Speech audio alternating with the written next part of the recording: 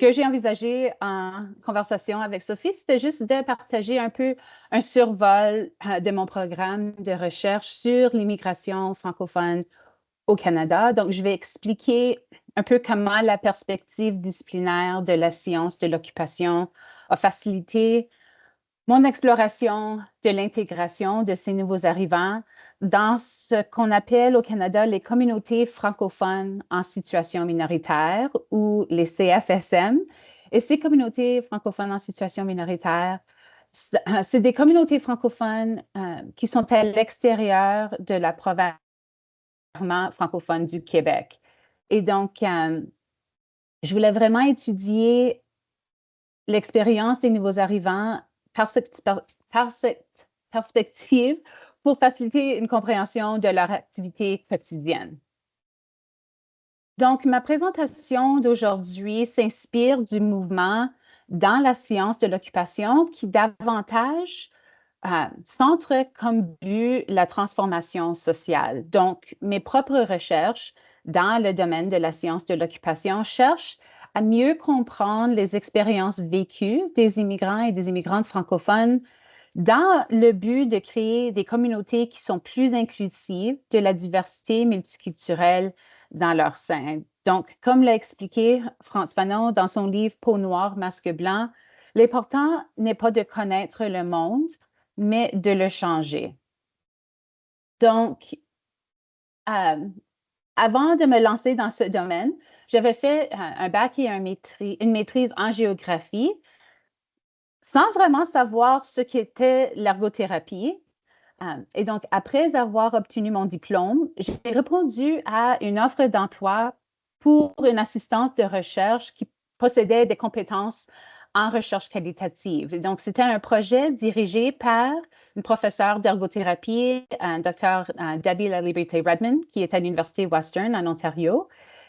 Et je ne savais pas à l'époque, mais cette opportunité a vraiment changé le parcours de ma carrière en m'initiant à ce concept d'occupation humaine.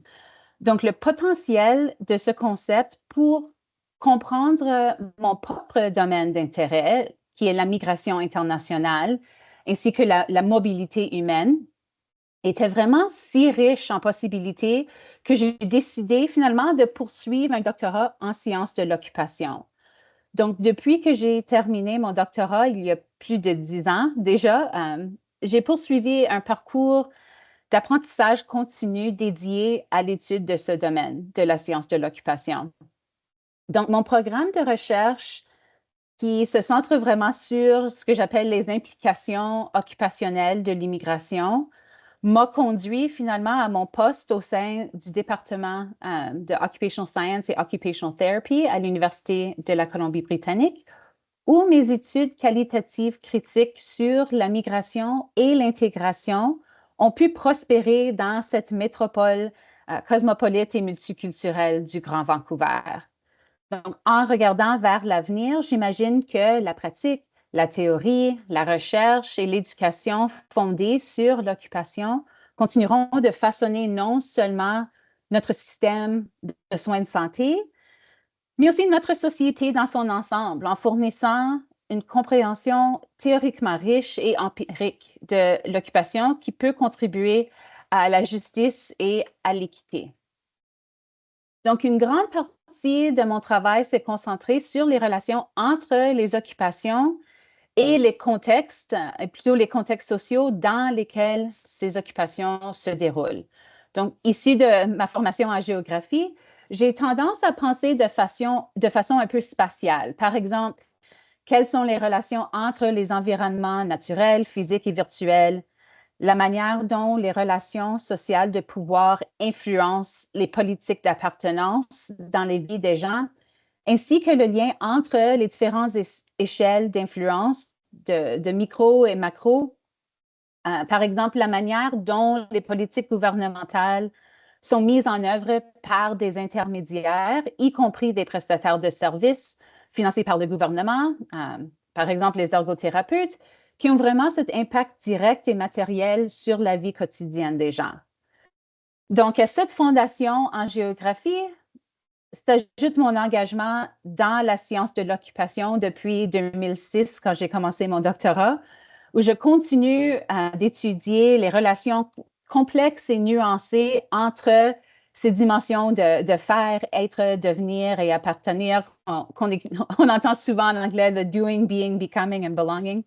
Donc, cela implique vraiment de comprendre comment les dynamiques sociales façonnent ce que l'on attend de certaines personnes dans des lieux particuliers, à des moments particuliers, et comment ces attentes sont façonnées par les relations de pouvoir social, ce qui signifie non seulement les occupations elles-mêmes, mais aussi les possibilités occupationnelles qui sont façonnées différemment et qui sont inéquitablement réparties dans la société.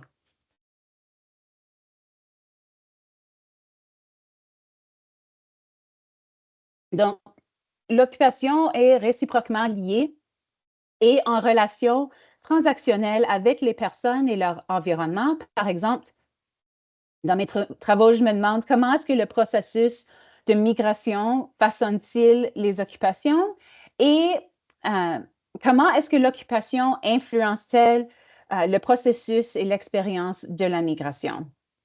Donc, en gardant toujours l'occupation au centre de mon travail, cela me permet d'ancrer ma compréhension d'une gamme d'autres concepts qui éclairent mes recherches en relation avec ce que les gens font ou ne peuvent pas faire.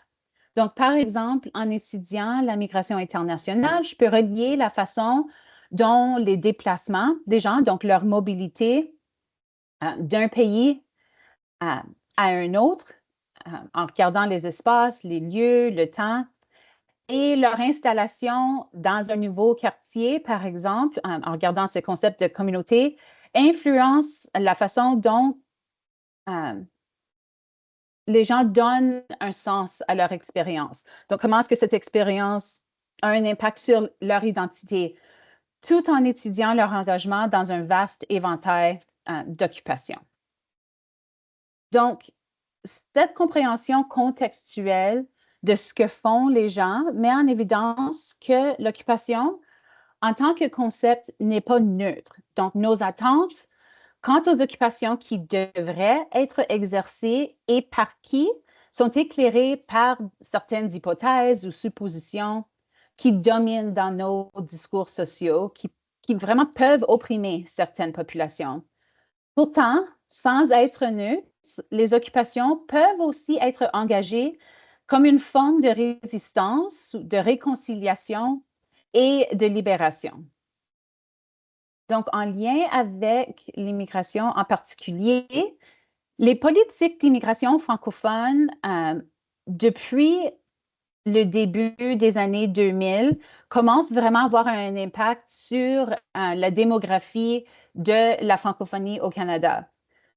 Cependant, les dynamiques démographiques changeantes de ces communautés en lien avec cette hausse en immigration a créé aussi des efforts pour assurer une certaine cohésion sociale. Donc, mes recherches ont démontré que les immigrants d'expression française font face vraiment à une multitude de défis au sein de la société canadienne et que leur intégration doit être mieux soutenue par les communautés d'accueil.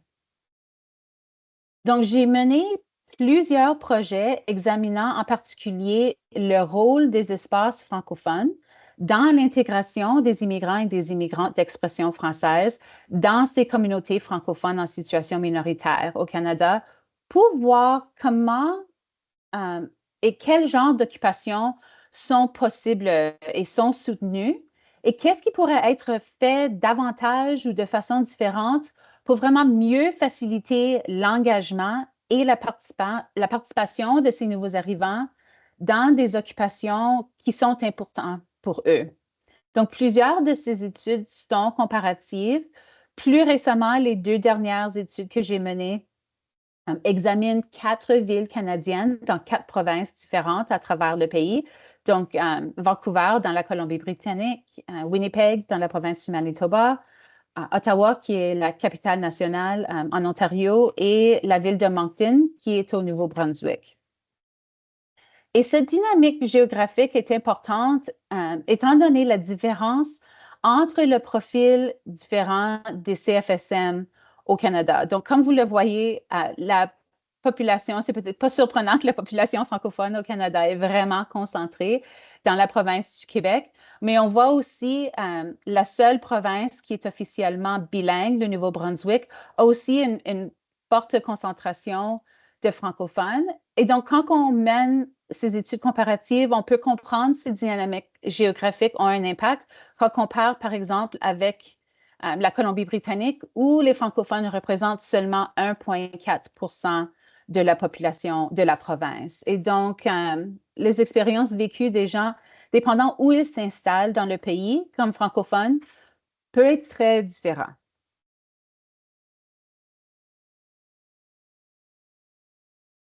Et donc, comme cadre conceptuel et théorique, j'utilise souvent le concept des occupations collectives qui a été développé par Elowani Ramugondo et Frank Cronenberg pour étudier les occupations que ces communautés font ensemble, de façon collective, ainsi que qui est inclus ou qui est exclu de cette collectivité. Parce que ce concept d'occupation collective est décrit par ces auteurs comme étant les occupations qui sont exercées par des individus, des groupes, des communautés et ou des sociétés dans des contextes quotidiens. Ceux-ci peuvent refléter une intention de cohésion ou de dysfonctionnement social et ou une promotion ou une aversion pour un bien commun. Donc, ceci reflète aussi ce que je disais auparavant, que les occupations ne sont pas neutres. Donc, on peut utiliser les occupations et les espaces pour inclure, mais aussi pour exclure.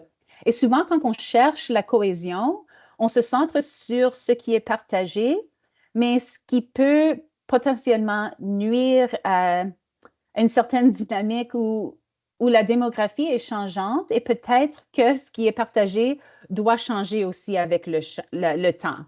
Et donc, souvent, ces approches qui essaient de renforcer la cohésion peuvent se faire souvent en excluant ceux qui sont vus comme ne pas étant cohésifs avec ce qui est vu comme étant idéal. Et donc aussi, ces idées sont façonnées par les relations de pouvoir. Et donc, je tire de ces théories en lien avec ceux des politiques d'appartenance, décrites plutôt par Yuval Davis et ses collègues avec les théories en lien avec l'intersectionnalité développées par des féministes noires, ainsi que les théories de tiers espaces dans la littérature géographique. Et donc, comme exemple de cette idée de tiers espace, la communauté francophone opère un peu comme reflétant ce concept. Donc, nous avons comparé le rôle de la CFSM à celui de la société anglophone dominante du Grand Vancouver et des communautés ethnoculturelles des immigrants et des immigrantes. Et nous avons constaté que cette communauté francophone n'était ni comme le premier, ni comme le deuxième, mais qu'ils partageaient simultanément des similitudes avec chacune d'elles dans la manière dont cette communauté a pu soutenir l'intégration des immigrants et des immigrantes francophones dans la région. Donc, le rôle de la communauté francophone vraiment se situe un peu entre les deux et constitue un tiers espace distinct pour l'intégration des immigrants francophones. Et donc, je vais partager quelques citations pour illustrer un peu ce concept. Donc, évidemment, l'anglais est nécessaire pour participer dans la plupart des activités quotidiennes dans le Grand Vancouver. Et de nombreux participants ont utilisé une métaphore spatiale faisant référence à la domination de l'anglais comme la langue de l'extérieur. Donc, souvent, les gens parlaient le français chez eux, mais en sortant de la maison, c'était vraiment un environnement principalement anglophone.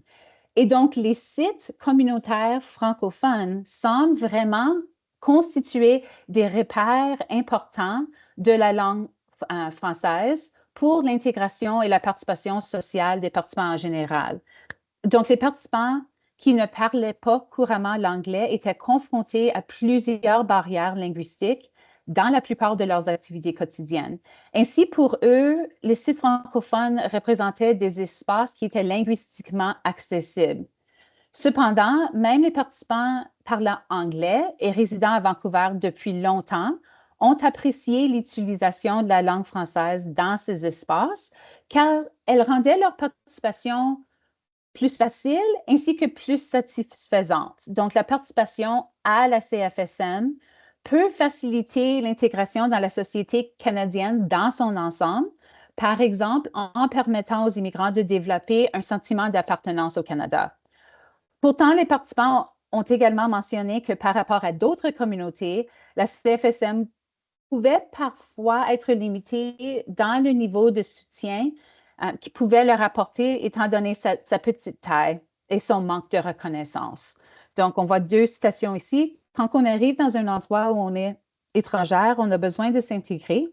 Et la meilleure façon de s'intégrer, c'est d'être avec les gens qui parlent la même langue.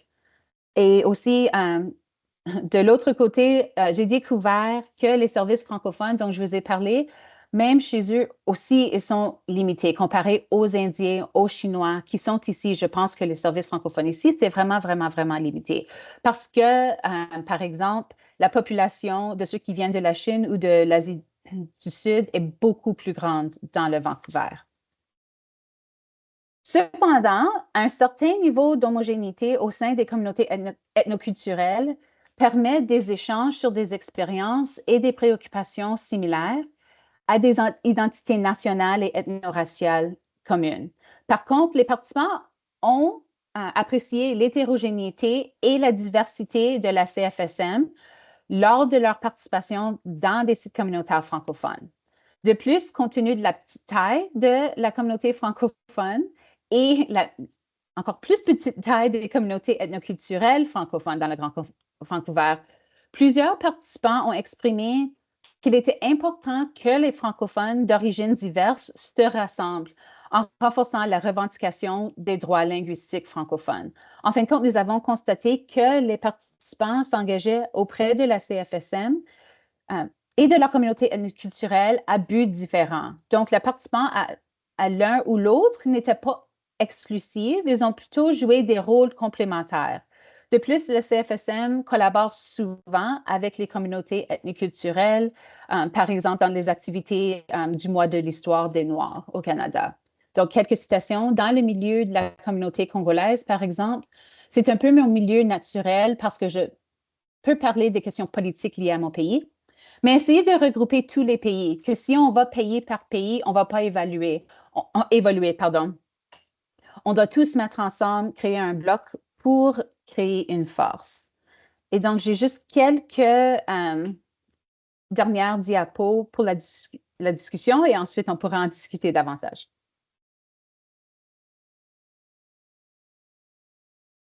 Donc, bien que la présence d'espaces communautaires francophones au sein des CFSM puisse permettre la participation sociale des immigrants et des immigrantes d'expression française et leur donner l'occasion de rencontrer d'autres francophones et de s'intégrer à la communauté, plusieurs défis ont été rencontrés, notamment le manque de visibilité de ces espaces au sein d'une communauté linguistique qui est largement invisible. Et en ce qui concerne le rôle positif que peuvent jouer les espaces de la communauté minoritaire, il est important de reconnaître que les différences dans les formes de participation sociale reflètent les rôles divers qu'occupent ces immigrants et ces immigrantes d'expression française dans les sites communautaires variés. Donc, leur participation est souvent ciblée selon le type de site communautaire francophone. Donc, quelle est la mission du site, quelle est leur vision, leur mandat, leur objectif. Et différents types de participation sociale contribuent à des expériences différentes et à des types et des résultats ou des bénéfices différents. Donc, par exemple, les gens qui se rendent à un centre communautaire, ils vont pour des différentes raisons que les gens qui se rendent à une église. Et donc, différents sites jouent différents rôles et ces gens jouent aussi différents rôles au sein de ces espaces. Est-ce qu'ils sont clients? Est-ce qu'ils sont bénévoles? Est-ce qu'ils sont membres? Est-ce qu'ils sont employés? Etc. Donc, dans certains espaces, les gens cherchent plutôt à accéder à un service ou à des types de soutien précis, tandis que dans d'autres, le but peut-être est de participer à une activité de loisir, de socialiser ou de répondre à leurs besoins spirituels, etc. Donc, nos résultats démontrent que les espaces communautaires francophones sont vraiment essentiels pour soutenir non seulement l'intégration sociale, mais également économique, culturelle et même politique des immigrants et des immigrantes d'expression française dans les CFSM en permettant une variété de types et de formes de participation sociale. Plus précisément, il apparaît que la participation sociale contribue au sentiment d'appartenance et d'inclusion de ces nouveaux arrivants, ainsi qu'au développement des réseaux sociaux, des réseaux informatifs, des réseaux professionnels, et donc à leur forme de capital social dont ils ont besoin pour faciliter leur participation et leur intégration en général. Cela étant dit, ces espaces doivent rester accueillants et inclusifs, par exemple en étant plus représentatifs de leurs membres et de leurs clients, parce qu'on a souvent entendu parler des gens qui se sentaient victimes de processus de tokenisme dans ces sites et qu'il y avait vraiment un manque de représentation, surtout dans les postes de prise de décision ou de leadership. Donc, pour conclure, dans son livre Writing Beyond Race, Living Theory and Practice, Bell Hooks explique, et ça c'est ma traduction, que lorsque nous sommes plus dynamisés par la pratique du blâme que par les efforts visant à créer une transformation, non seulement nous ne pouvons pas trouver de soulagement à la souffrance, mais nous créons les conditions qui nous aident à rester coincés dans le statu quo. Et donc, je m'inspire de faire avancer un changement positif au sein de ma communauté par le biais de la science de l'occupation. Merci.